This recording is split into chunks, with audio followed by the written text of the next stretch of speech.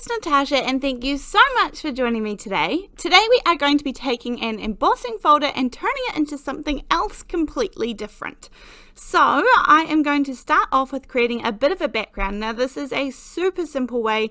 You can do this with scraps, you can do this with any leftovers, any size. I am taking some Kraft cardstock today. I use the Fawn Kraft cardstock, but honestly the inside of a cereal box is going to pretty much have the same tone to it. I'm cutting these into 1.5 inch squares. Now this is again just a random number made up in my mind, just as long as you are creating squares. If you have a die that you want to die cut out diamonds, this is also going to work. But I just didn't feel like die cutting, and for me this is just a really simple way to create this background, which I love. So I'm just cutting up lots of these. I wasn't sure how many I needed. I also have a scrap piece of paper at the moment that I'm going to be creating my background on. So at the moment it's not 4.25 by 5.5 inches because I wasn't sure where I was going with this. I wasn't sure what I wanted, whether I wanted a full background or whether I was going to sort of cut it down a little bit. So I'm starting with something bigger than I need. Then I also use the zero centered design ruler. That's the Holtz design ruler. This helps me find the center so that I can get my very first square to be nice and even, vertical. I'm not sure what it is, but I wanted it to be, you know, in the right place so that everything else was going to be straight, I guess, essentially. So I wanted them straight up and down. That way I can place the rest. As I said, I don't really measure too much, but that zero center ruler is a very handy tool to have in my stash. I am just using some liquid glue. The liquid glue that I use is the Ranger Multi-Medium in the matte finish, and I put that inside these little glue bottles using a syringe. I have a whole video on how to do that. It's just, if you just look up how to fill a glue bottle, then you'll see that video pop up on YouTube. This is the embossing folder that I am loving at the moment. This is Delightful Daisy's Daisy Meadow. Now this is stunning when you pop this through just as an embossing folder, and I actually already have a video where I recreate the packaging of this embossing folder. So I recreated the image that was on the front using what I had in my stash and turned it into a card. But now I want to use these as actual images that are going to be standalone. So I know this is a daisy. I know it makes it really clear that it's a daisy, but I'm going to turn this into a sunflower in my head. So all I'm doing is just cutting out with my little cutter bee scissors, some fussy cutting scissors. I'm just cutting around. Now you'll see that this is sort of a semi-partial image because it comes off the edges. That's going to be fine for me for what I need. Then I'm taking some vintage photo distress oxide because it's the only brown oxide that I own at all. Then I have some spiced marmalade, some squeezed lemonade, which is the middle color, and then I have some mustard seed, which is the sort of slightly darker yellow color.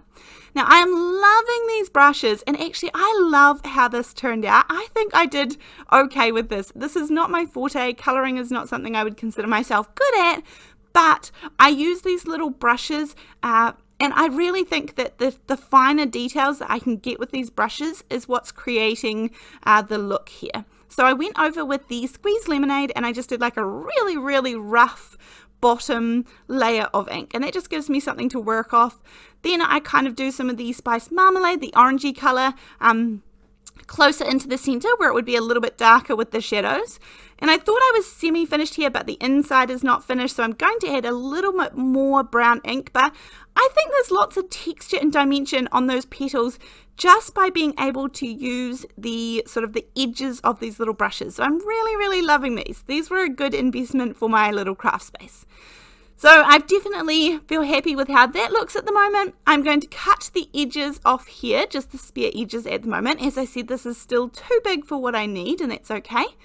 Now, one of my favorite things to do when I'm sort of sticking different cardstocks together on a background is sort of make them a little bit more cohesive, and I do that by running them through another embossing folder. This happens to be the Fanciful Flowers, but any embossing folder, any pattern, it doesn't matter. This one's sort of leafy and viney sort of thing, so I guess I wanted that one just because I'm doing a flower on the front too.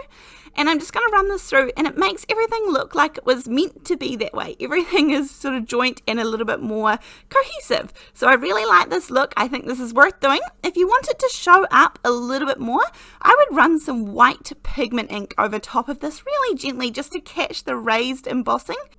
And I think that would look really stunning too. Now, as I said, at the moment, this is a little bit big. I probably should have done this step first with the infinity dies. I have the Hero Arts infinity dies, but any stacking dies is handy for this. I am going to make this a little bit smaller. So I've run this through my die cutting machine. If some of your embossing disappears, then just run it back through. Line it up or don't line it up and just pop it back through with the embossing folder if too much of it sort of goes away.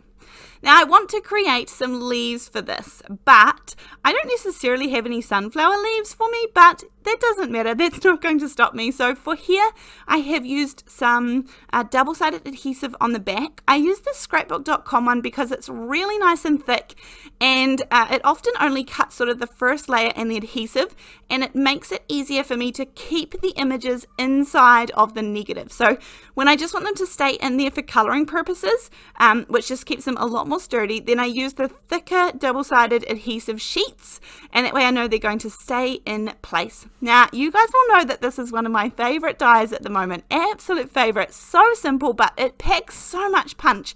So this is the Pink and Main, I think it's called Leafy Dies 1 or something. I will link everything down below as per usual, but by now you guys have seen this one a fair few times, and it's just a favorite. So I've done the outline of the leaves a little bit darker, and then I've done the inside a little bit lighter.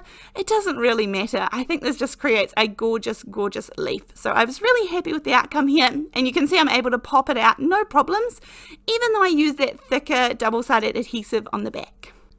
Now, out of the Thank You Simply sentiments by Pinkfresh Studios, I have just stamped out a couple of these sentiments.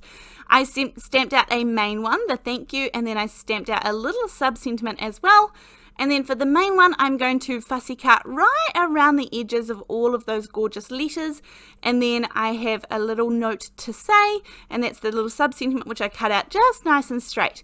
Now, I was saying before, I know that these are not sunflower leaves, but honestly, it doesn't matter to me. It's just about making sort of a gorgeous picture, and I don't think anyone's going to pull me up on it.